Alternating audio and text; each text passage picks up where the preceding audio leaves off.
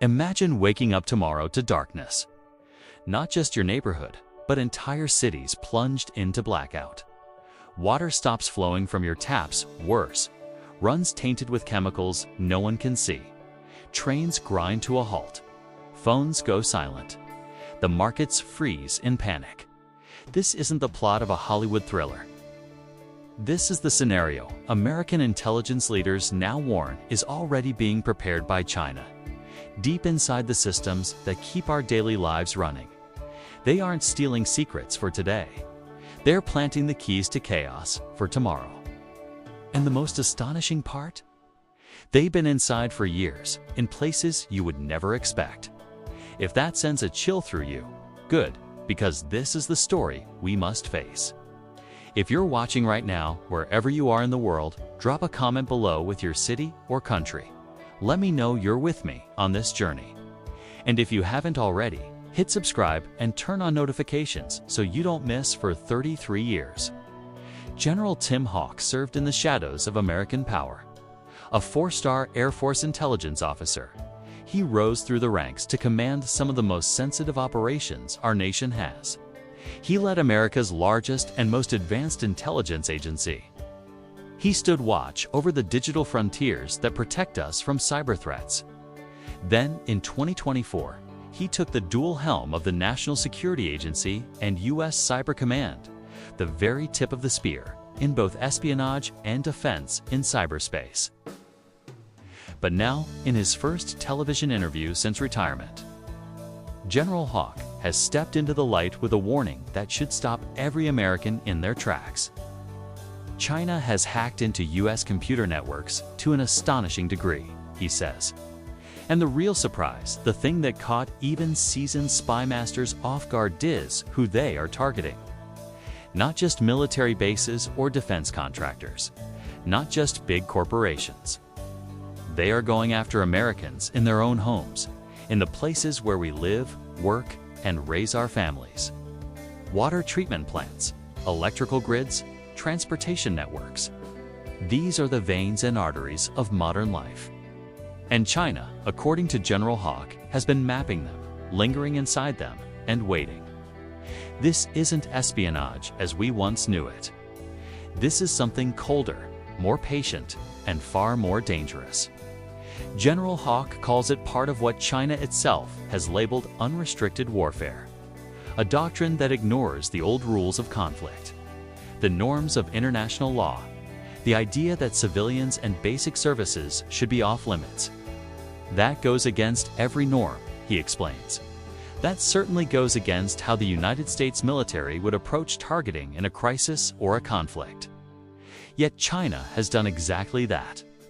They have treated our critical infrastructure not as collateral damage in some future war, but as primary targets from the very beginning.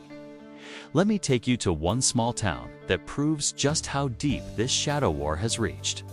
Littleton, Massachusetts. A quiet community of about 10,000 souls, nestled in the suburbs west of Boston. No major military bases. No sprawling federal installations. Just families, schools, and a modest electric and water utility that serves its neighbors. Nick Lawler is the general manager there. In November 2023, the FBI paid him an unexpected visit. They sat him down and delivered news that still haunts him. Chinese hackers had been inside his Utility-S computer network. They had access, and his was not alone.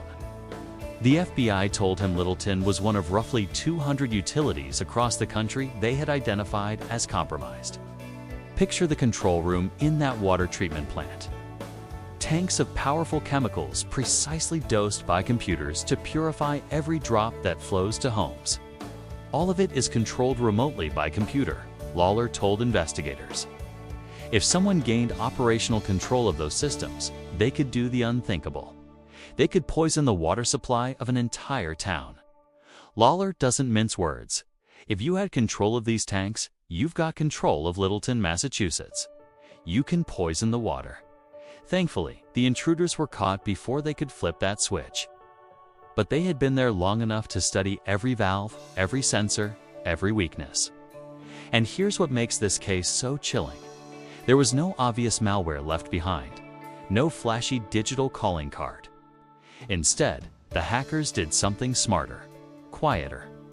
They stole legitimate login credentials. They moved like ghosts inside the network, masquerading as employees who belonged there. They lay dormant, waiting. This is what experts call living off the land, using the target's own tools against it, leaving almost no trace. Why Littleton? That's the question Lawler asked the FBI that day. Can you think of any reason that China would target your little community? He still can't answer it. There is none except the one that terrifies national security leaders. In a future crisis, perhaps over Taiwan or the Indo-Pacific, China wants America looking inward, distracted, panicked. Shut off the water in one small town and the whole country watches. Do it in 3 or 4 places at once. Flood the airwaves with disinformation. And suddenly, the homeland feels under siege. Resources that should be surging toward the real fight are tied down at home. Mobilization slows. Resolve wavers. That is the strategic genius and the ruthless calculation behind these intrusions. General Hawk is blunt about the broader picture. Multiple intrusions at utilities were discovered in 2023. And in many cases, China had been inside those networks for at least 5 years. Power plants, water systems, hospitals, telecommunications hubs, the Port of Houston, 13 gas pipeline operators, New York City's Metropolitan Transportation Authority, major phone companies. Every day, automated scans probed millions of devices across America.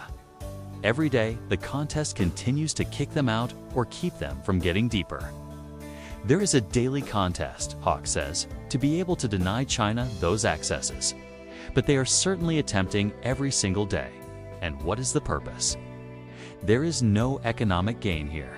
No routine foreign intelligence collection that could be justified under normal spying. Senator Mike Rounds, the Republican chairman of the Armed Services Cybersecurity Subcommittee, sees it clearly.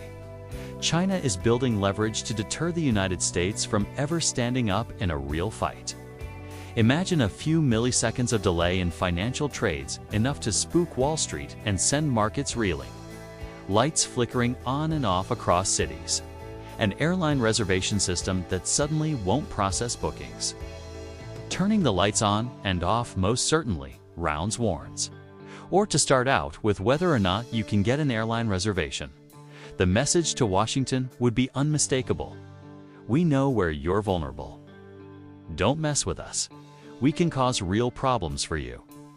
General Hawk puts it even more starkly. There was no other reason to target those systems. There was no advantage to be gained economically. There was no foreign intelligence collection value. The only value would be for use in a crisis or a conflict. In other words, China is preparing the battlefield not for today, but for the day when tensions boil over. They are prepositioning digital landmines inside the very infrastructure that would be needed to respond, to recover, to keep society functioning. And they have become very, very good at it. To understand why, we have to look at the man in Beijing who has reshaped China's ambitions. Since President Xi Jinping came to power in 2012, the scale, speed, and brazenness of these operations have accelerated. Jim Lewis, a former U.S. diplomat with more than 30 years of direct experience tracking Chinese intelligence, explains it this way. She believes it is China's time to stand at the center of the world stage. He looks at the West and sees weakness. He sees opportunity. Under Xi, China's Ministry of State Security, the MSSA, has grown into what many believe is now the largest and most active spy agency on the planet. One estimate puts its workforce at 600,000. Its mission is twofold: control its own people at home and project power abroad. The United States is target number 2. Target number 1 is anyone inside China who might challenge the Communist Party's grip. The MSS blends cyber with human intelligence in ways that feel almost seamless. It recruits, coerces, and infiltrates. It operates with patience that spans decades. And it answers directly to a leader who remembers how revolutions can start from outside a country. Espionage is determined to prevent that from ever happening to China. That is why overseas Chinese communities, dissidents, and even seemingly ordinary Americans have become part of the chessboard. But before we step fully into that human world of spies and betrayal, let's stay with the digital front a moment longer. Because what General Hawk and his colleagues discovered in places like Littleton reveals a truth we cannot afford to ignore. If China is willing to spend years inside the computer systems of a tiny water utility with no national security connection whatsoever, then no target is off the list. Every American home, every small business, every local government system is potentially in play. The vulnerabilities are often simple and patched software, outdated firewalls, legacy equipment no longer receiving security updates. Once inside, the hackers don't rush. They don't trip alarms. They simply wait, mapping, learning, positioning themselves for the moment when those systems could be turned against us.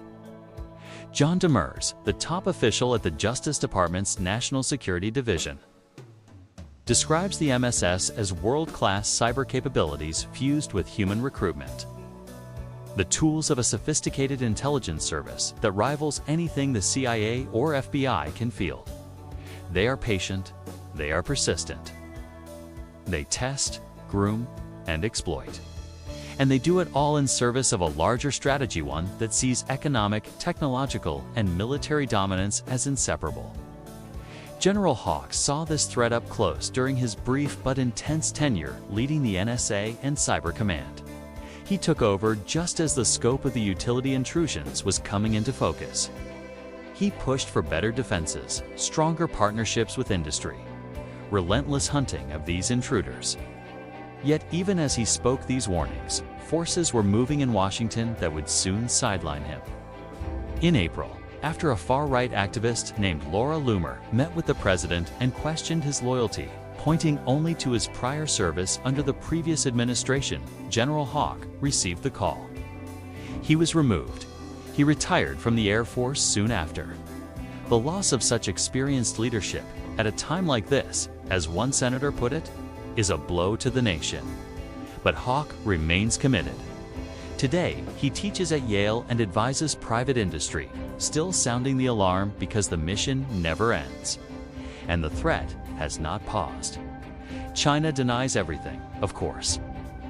The White House says it is assessing and mitigating. But the intrusions continue. The scans never stop.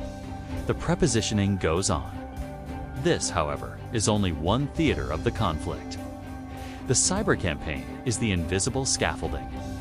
Beneath it and intertwined with it runs a parallel operation of human espionage that is every bit as aggressive and perhaps even more personal.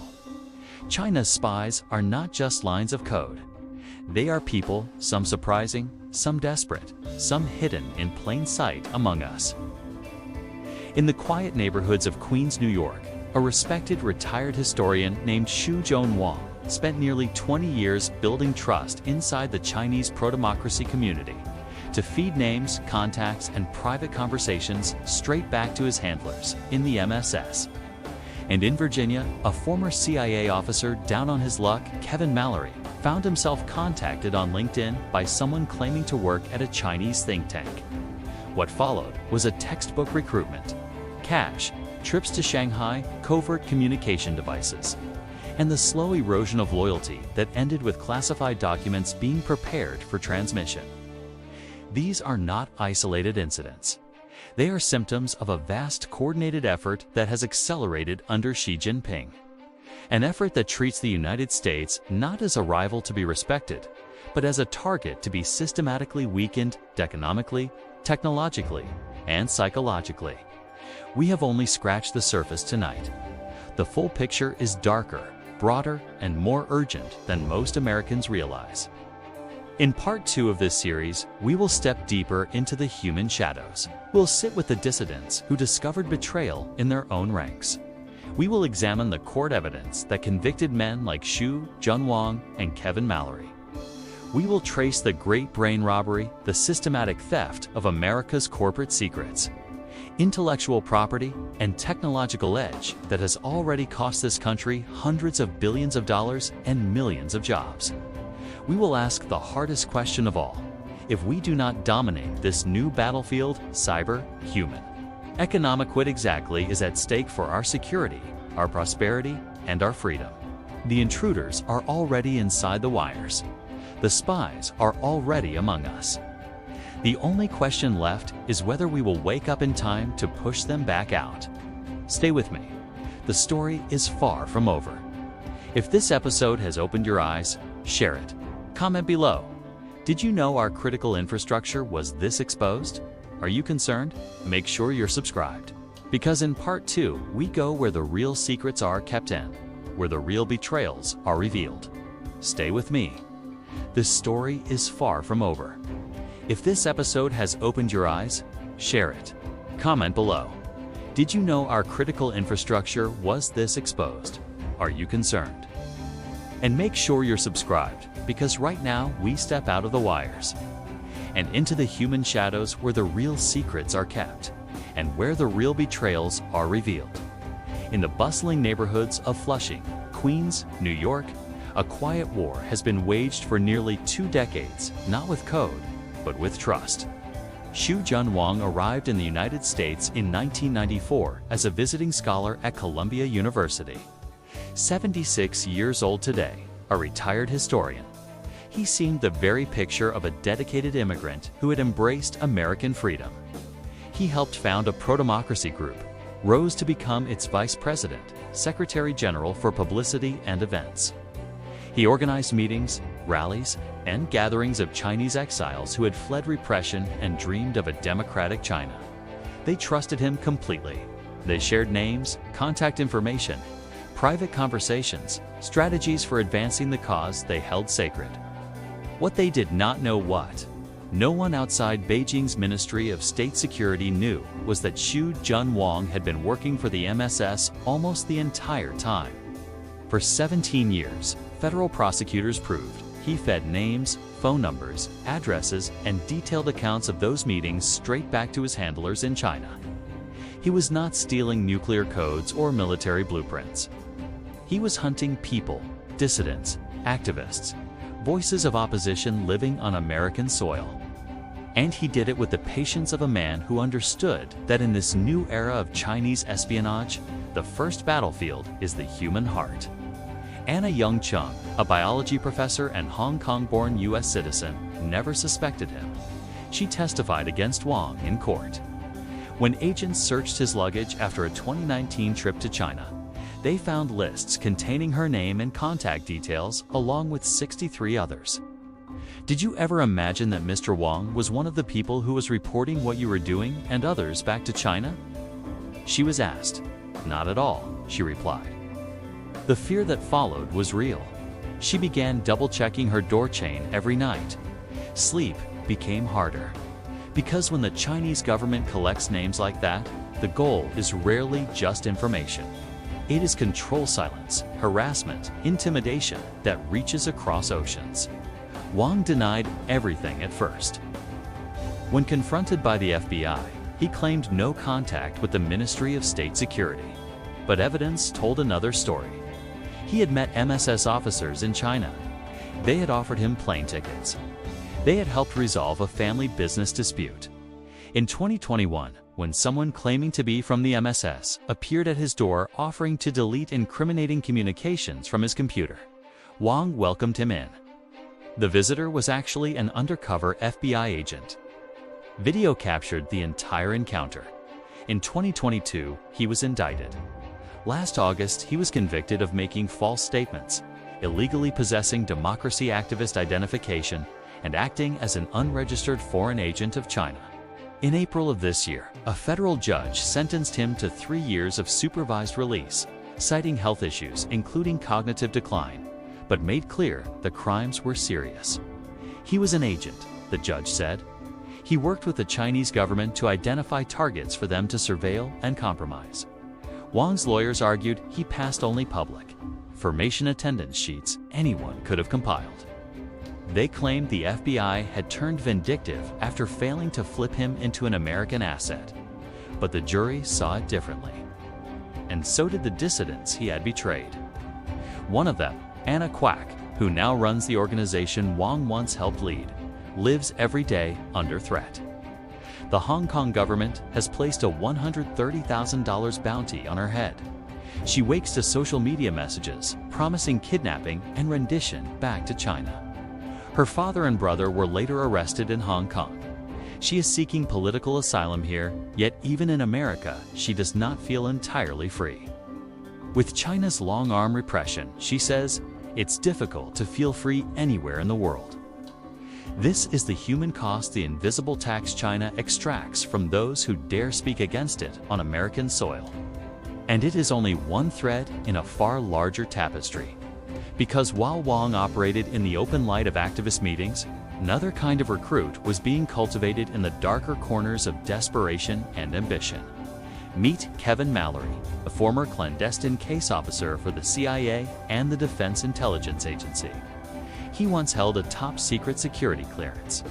By the time Chinese intelligence found him, he was out of work, 3 months behind on his mortgage, drowning in debt. A man with valuable knowledge, but no paycheck. The approach was deceptively ordinary, exactly how professionals do it. A message on LinkedIn from someone calling himself Michael Yang, claiming to work at a Chinese think tank. The profile was perfect. National security background, Mandarin speaker, security clearance history. A bright neon sign to any recruiter. What followed was textbook grooming, slow and deliberate. First, innocuous conversations, then paid trips to Shanghai to $5,000 total. Mallory was flown there twice. He was handed a covert communication device disguised as an ordinary phone, loaded with special software for secure text and document transfer. Prosecutors say he reached out to former colleagues at the CIA, fishing for current intelligence on China. His old friends grew suspicious and reported him. Still, he pressed on. In April of last year, surveillance cameras at a Virginia FedEx store captured the moment that would seal his fate.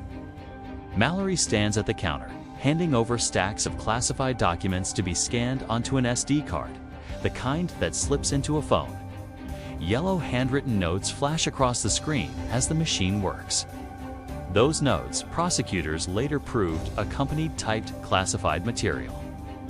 Some of it could have revealed the identities of a couple who had spied for the United States inside China. Mallory had once supervised them. He knew they planned to travel there. He sent the information anyway. When he returned from his second Shanghai trip, Customs stopped him at Chicago's O'Hare. He lied about the $16,000 in cash he was carrying. Agents found the covert phone. Mallory claimed it was a gift for his wife. He tried to get ahead of the investigation, contacting the CIA and claiming he thought he was being recruited so he could control the narrative. In a hotel room meeting with what he believed were CIA officers, he demonstrated the phone, confident that all messages had auto-deleted. They had not. Chat history appeared on screen, including his complaints about money, his offers to bring more documents on a future trip. I can also come in the middle of June. I can bring the remainder of the documents I have at that time. For weeks later, the FBI arrested him in a junk drawer at his home, wrapped in tinfoil. Agents found the SD card containing 8 secret and top-secret documents, the same one scanned at FedEx. He faces up to life in prison. A jury convicted him this past June of conspiracy under the Espionage Act and lying to the FBI. He still denies sending classified information. John Demers, head of the Justice Department's National Security Division, calls the MSS world-class. It is like the CIA and FBI put together, he says. Their capabilities span cyber, human recruitment, and every tool of modern intelligence. They are patient. They test slowly, starting with harmless information, then probing deeper, watching what the target is willing to give. Mallory was one of 3 pending cases against former U.S. intelligence officers accused of spying for China's unprecedented cluster. Bill Evanina, the U.S. government's top counterintelligence official, puts it plainly. When it comes to espionage against America, China poses the greatest threat. And it's not even close compared to Russia, Iran, or anyone else. Add economic and industrial espionage, and the gap becomes a chasm. Because the human spies are only half the story. The other half is the systematic looting of America's technological future. Consider American Superconductor, a company that spent years and millions developing sophisticated computer controls for wind turbines. In 2005, China passed a clean energy law that turned the country into the hottest wind power market on Earth. American Superconductor partnered with a small Chinese firm called Sinovel, partly government, though Americans supplied the brains of software and code. Sinovel built the turbine bodies. Business exploded. Sales jumped from $50 million to nearly $500 million a year. Then, in 2011, during testing in China, the next-generation software refused to shut down as programmed. Engineers discovered an unreleased version of their own code already running on the turbines. An internal investigation led to one man inside the company, an Austrian-based employee with access to the source code who had spent extensive time in China. Court evidence showed he had been turned using classic Cold War tactics: women, an apartment, cash, a new life. A $1.7 million contract spelled it out. Messages from him to Sinovel executives read like a grocery list. I will send the full code. He confessed in Austria and served a year in jail. China refused to investigate. But the theft did not stop there. When American Superconductor sued Sinovel for $1.2 billion in civil court, the attacks continued, this time in cyberspace. A suspicious email with an attachment reached 13 people in the company. A few clicked. Malicious code executed, beaconed back to China, and opened the network like a front door. The intruders, identified with high confidence as Unit 61,398 of the People's Liberation Army, based in a nondescript building in Shanghai, roamed freely. They stole more than code. They read legal strategy emails about the lawsuit. Thousands of people work in that one unit alone, prosecutors say. Their daily rhythm was visible in the hack logs. Activities spiking at 9 a.m. Beijing time, dipping for lunch, continuing until 5 or 6 p.m. The human and financial toll was devastating. American Superconductor had to fire 600 people out of nearly 900. Share value collapsed. Total losses exceeded $1 billion. The factory floor today is largely silent. CEO Daniel Mann still fights because too many families were destroyed. I'm personally never going to give this up, he says. Sinovel now exports turbines using the stolen technology, including some purchased by the state of Massachusetts with federal stimulus funds. This is not one rogue case. John Carlin, Assistant Attorney General for National Security, states that since 2011, more than 90% of economic espionage cases charged by the Justice Department have involved China. They target everything from genetically modified rice seeds to wind turbine technology to the industries listed in President Xi Jinping's Made in China 2025 plan, a blueprint for dominance in aerospace, automation, artificial intelligence, quantum computing, and beyond. The strategic plans published by Beijing read like shopping lists for what will be stolen next. And the theft is relentless, sophisticated, patient, and broad. The Ministry of State Security has taken over much of this work from military units after some were caught and embarrassed. As one official put it, the military was told, "You guys are incompetent. You got caught. We'll give it to the guys that know better." Yet the intrusions never stopped. Even after President Xi stood in the Rose Garden in 2015 and pledged that China would not engage in or support cyber theft of intellectual property for commercial gain, the very next day, the hacks continued. Jim Lewis, the former diplomat who has tracked Chinese intelligence for 30 years, sees the big picture. Under Xi, the MSS has become the largest and most active spy agency in the world, with an estimated 600,000 employees. Target number one remains China's own people to prevent any color revolution from taking root abroad. The United States is target number 2, and the goal is not merely to catch up, it is to surpass by any means necessary, because she believes the West is feeble-minded and that China's moment has arrived. Think about what that means.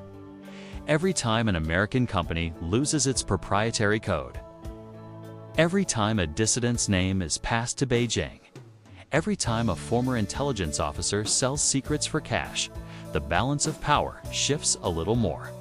Our technological edge erodes. Our economic security weakens. Our ability to defend democracy both at home and among our allies. Phrase, hundreds of billions of dollars lost, millions of jobs gone. And the quiet fear that settles over communities of exiles who once believed America was a safe haven. General Tim Hawk understood this convergent cyber prepositioning inside our infrastructure. Human agents inside our communities, industrial thieves inside our boardrooms. He warned that if the United States does not dominate this space, China gains the ability to steal intellectual property at will. Collect intelligence that helps them every day and in crisis, and maintain prepositioned access that could decide the outcome of conflict. We can't let that happen, he said. Yet even as these threats accelerate, America has lost experienced leadership at critical moments. Hawk himself was removed from his post at NSA and Cyber Command in April after questions about loyalty tied only to his prior service. Senators called it a loss for the nation. The capacity remains immense, but the question is whether we will use it, build the partnerships, and summon the will to push back. The intruders are inside the wires. The spies walk among us. The stolen blueprints power their factories while ours grow silent. This is not the future. This is now. And the only way to change it is to see it clearly, speak of it honestly, and act with the same patience, persistence, and unity that our adversaries have shown for years. If you think this is just about distant geopolitics, think again. It touches your electricity, your water, your job, your freedom to speak without fear. What happens when the lights go out, not because of a storm, but because someone far away decided it was time? What happens when the technology that powers tomorrow is built on American innovation stolen today? The choice is ours. Stay vigilant. Demand better defenses. Support the men and women still fighting this shadow war in silence. Because the great brain robbery of America is not a chapter in history books yet to be written. It is being written right now, in real time, inside the systems we depend on and the lives we hold dear. Thank you for watching this 2-part series. Comment your thoughts below. What surprised you most? What concerns you most? Are we doing enough? Subscribe for more deep dives into the stories that matter, and check the description for sources and further reading. This documentary is created for educational and informational purposes based on historical records and available sources. The channel does not promote political or ideological positions.